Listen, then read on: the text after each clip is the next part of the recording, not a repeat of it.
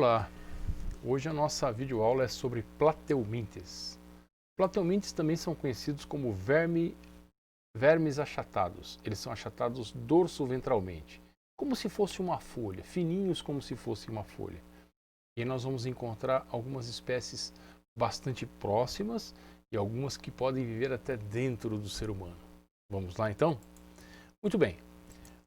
A primeira característica importante que vai aparecer nos plateumintos e que não existiam nos filos anteriores, sempre que aparecer alguma coisa nova, nós vamos chamar de novidade evolutiva.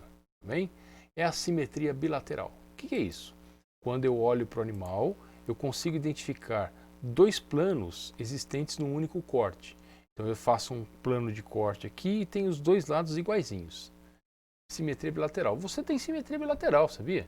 Passe uma linha reta no meio do seu corpo, passando pelo nariz, pela boca, você vai ter duas partes iguais. Simetria bilateral. Pois é, isso aparece pela primeira vez nos plateumintos. E outra coisa que aparece pela primeira vez na escala evolutiva é a cefalização. Então eu consigo enxergar a parte da frente e a parte de trás do bichinho. Ó, se você olhar, por exemplo, uma água-viva, onde é que está a parte da frente dela? Você não consegue ver, não tem cefalização.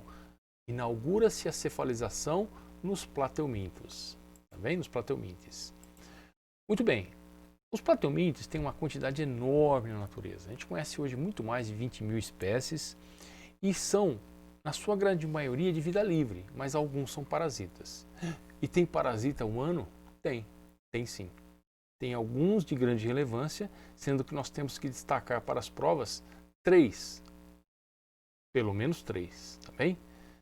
Bom, outra novidade evolutiva, outra inauguração evolutiva dos plateumintos é a característica triblástica ou triploblástico. O que é isso? São animais que têm 3 tecidos: ectoderma, mesoderma e endoderma. Os quinidários eram diblásticos. Não sei se vocês lembram disso, mas eles eram diblásticos. Eles tinham só 2 tecidos de formação, tá bom?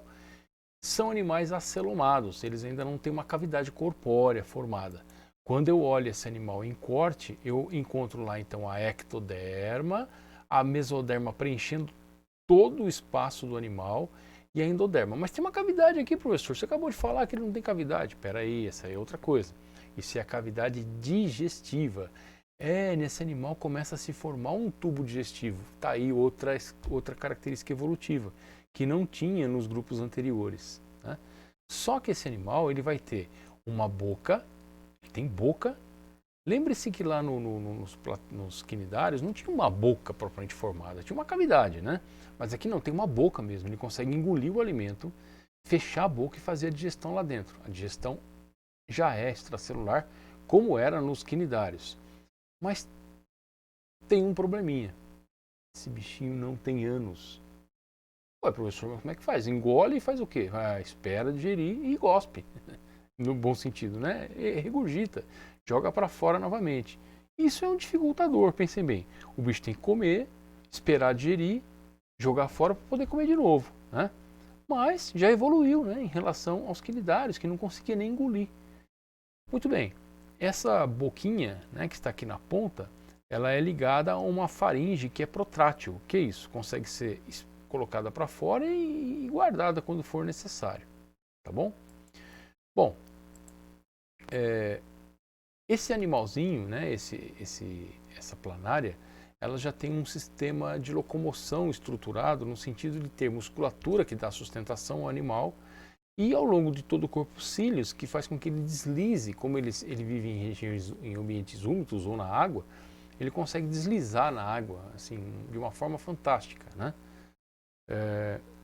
Vocês encontram no YouTube uma série de vídeos mostrando as planárias nadando, ok? Bom, voltando então a uma característica muito importante, que é a cefalização. O que significa essa cefalização? Não é só o fato de você observar a cabeça do animal, mas o fato dele ter um sistema nervoso que começa a se estruturar e se direcionar para a cabeça. Ele tem um sistema nervoso ganglionar, é um sistema ganglionar bastante difuso ainda, né? Mas na cabeça do bicho, né, lá na ponta dele, na região cefálica, existe uma concentração de neurônios, né, de células nervosas maior. E aí, quando a gente olha para o bichinho, dá para ver até duas manchinhas que a gente confunde com o olho. Então, não adianta ficar na frente do bichinho, tô aqui, ele não está te vendo. Ele não enxerga propriamente, mas ele capta a luz, ele percebe substâncias químicas que são diluídas na água e ele consegue perceber o toque. Então ele já tem um sistema nervoso em formação, primitivo ainda, mas que já está cefalizando. Isso em termos de escala evolutiva é fantástico, né? Em evolução. Lá no fim vai culminar na gente, né? Na cefalização absoluta, né? Bom, esses animais já têm um tecido bastante estruturado, as células já têm um metabolismo muito desenvolvido e produzem excreções, coisas que sobram, precisam jogar fora. Por onde que eles jogam fora? Olha só que bonito, esses animais têm aquilo que nós chamamos de células especializadas em excreção, chamadas células flama. Flama, essa palavra é familiar a vocês? Escutar a palavra inflamável? Flama é de fogo. O que tem a ver o fogo com isso aí? É porque parece uma pequena chama a célula, né? Lembra uma pequena chama. É só uma forma de lembrar, né, que a célula flama é a célula da excreção, tá bem? É só isso. Bom, eles não têm ainda sistema circulatório formado, né? Então você não tem lá coração, vasos sanguíneos, nada disso, até porque a respiração deles é toda por difusão também, e nós já falamos que ele tem um sistema de locomoção bastante desenvolvido, que é o sistema muscular. Tem uma musculatura estruturada que faz com que o bichinho consiga se locomover, né? Um capítulo interessante das planárias é a reprodução assexuada. Planária se reproduz de forma assexuada muito facilmente. Se você fragmentar o bichinho 2, 3, 4, 5 vezes, para cada vez que você fragmenta, forma-se uma nova planária. Ei, quem me dera, hein? Já pensou? Cortar um braço e nascer de novo o braço. Mais do que isso, a partir do braço nascer um outro indivíduo. A gente perdeu essa capacidade, infelizmente, né? Mas você sabe que existe um órgão nosso que ainda preserva essa capacidade de regeneração muito ativa? Quem saberia me responder? Fígado. É isso mesmo. O fígado preservou ainda essa característica dos vermes antepassados aí, de regeneração, ok?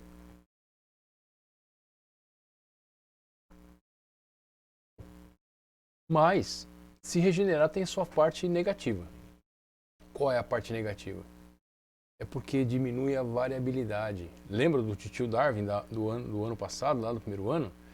Para que uma espécie consiga evoluir e ter uma maior chance de seleção, ela tem que ter uma grande variabilidade.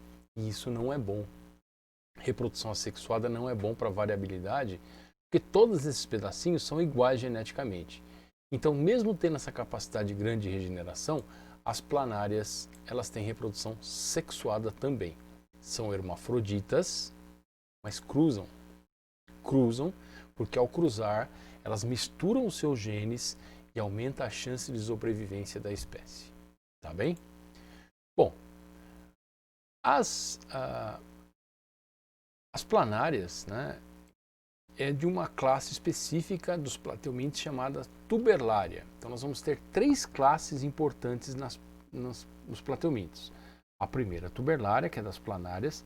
As planárias são quase todas de vida livre, a absoluta maioria de vida livre, e elas podem ser de água doce. Então você vai encontrar a planária na água doce, nos lagos, lagoas, ou no mar.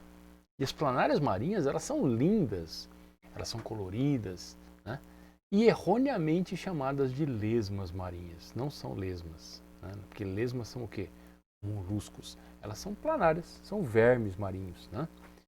E existem alguns que são de terra também. Talvez você já tenha tido a oportunidade de conhecer uma delas. Às vezes a gente está brincando, mexendo na terra, né? E você vira uma pedra, vira uma telha, por exemplo, úmida embaixo, tá lá um vermezinho grudado, compridinho, diferente. No primeiro momento você fala, nossa, que minhoca estranha. Não é uma minhoca é anelídeo, né? É uma planária, é um verme. tá bem?